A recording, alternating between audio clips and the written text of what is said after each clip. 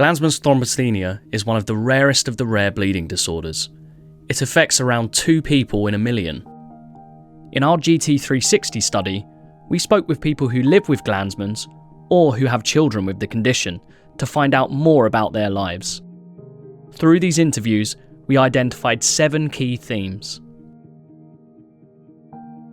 Most people told us that they or their child were diagnosed at a young age due to their symptoms, but few knew anyone in their family with Glanzmann's. Our son, who's just over 2, has got Glanzmann's. It started with a few nosebleeds. At such a young age, it really kind of raised concern. They tested him for hemophilia, leukemia. Then he was referred at 5 weeks and he was diagnosed by 7 weeks old.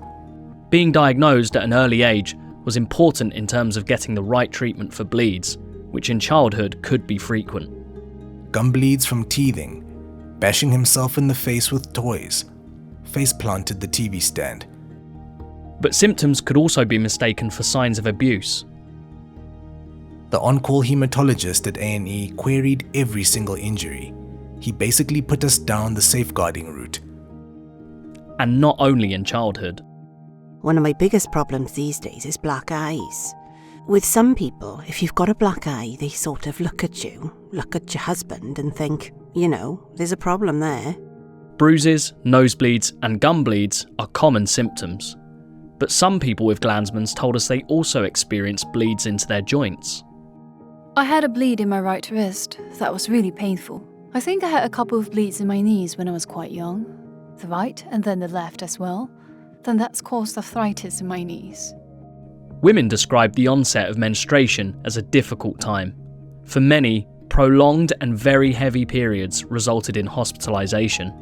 Hormonal therapy, in the form of the contraceptive pill, usually helped. I started my periods when I was 12.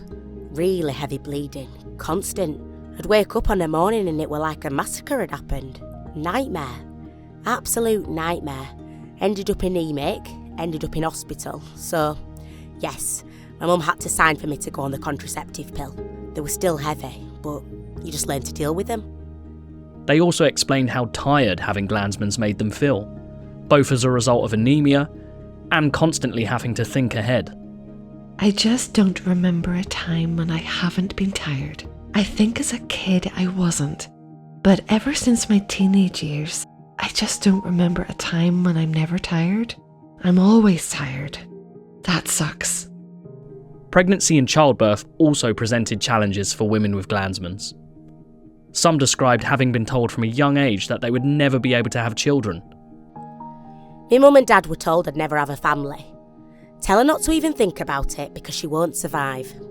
Of course, that didn't stop them from wanting to have children. Women with Glanzmann's told us how important it is to have a supportive clinical team and a carefully managed birth plan. But even then, childbirth remained a serious risk. My birth plan was fantastic. I was supposed to have a natural birth, but they had to give me a cesarean, an emergency one, so I had to have a general anaesthetic. I think I had platelets after. I didn't have any blood transfusions at that point. I did absolutely fine for about a week, and then the bleeding started. But I lived to tell the tale. I survived childbirth. My dad calls my son my miracle baby. People with Glanzmann's and their carers explain that it often has a huge impact on their daily lives, but that it's just how it is. It's their normal. I've lived with it all my life. If I sleep a bit funny, stretch my skin, I've got all this purple sort of purpura, but it's part of me. I am who I am. My GT. It's just an add-on. Our study suggests that people with Glanzmann's thrombasthenia face many challenges and have substantial unmet needs. Nevertheless, those interviewed remained hopeful that the future would bring new treatments that will prevent bleeding and reduce its impact on their lives.